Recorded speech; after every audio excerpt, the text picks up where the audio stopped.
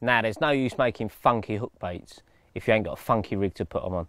And this one, like the muzzer, was shown to me by a friend. Dovey showed me the muzzer, and this one was shown to me by none other than Gaz Ferrum. It's a rig he'd been using to great success on a number of waters around Yateley, and it's one that I've adopted on the venue I'm fishing, the Essex Manor. Again, the reason for changing over to something like this was that I wanted to fish pop-ups to get above the silkweed and stuff that I was faced with, but on the venue I was fishing, everyone was using the chod rig, and I just think the fish had got completely used to it. A lot of fish are getting lost, a lot of hook pulls, just this general stuff that you think's going on underwater, fish just getting nicked in the edge of the mouth. So you need, I personally need another solution, something to make it happen. So this is the little rig that I've adopted off Gaz. It's very similar to the concept of the 360 rig. However, the 360 is very dangerous. It gets caught up in the net, it tears fish's mouths, which is, you know, an absolute nightmare. You don't want to be using something like that. But this one, really easy to do. It incorporates a micro swivel at the first point. So what I do is I take off 4 inches of supernatural hook link, 18 pound, and then tie on the micro swivel with a 2-turn grinner straight on the end. The next job is to put that onto the hook itself. So I've just fed that over the point and it's running in there. Now the strange bit here is you're actually going to start a knotless knot in reverse. So with the swivel facing in and the hair, or sorry, the hook link running up, I'll go through the front of the eye and then whip the knotless knot as normal and then come back through the back of the eye towards the point. So it's the start of it's in reverse. So you end up, as you can see, with the material on the inside. The next job is the most complicated job.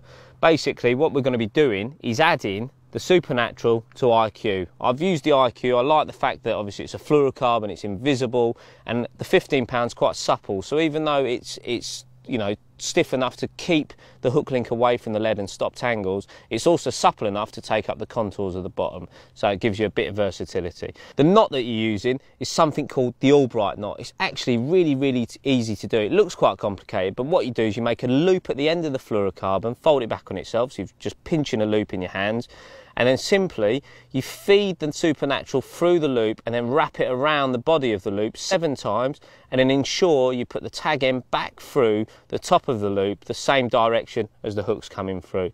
And then all you do is just gingerly work that knot down. It's really easy to do. Just work it down, wet it, and ensure it all bunches up neatly. It isn't sort of tangled up or cutting into itself, and then just slowly draw it down, pull it tight with a puller tool, and you've got a perfect combi rig. It's all up together, lovely, looks to nuts.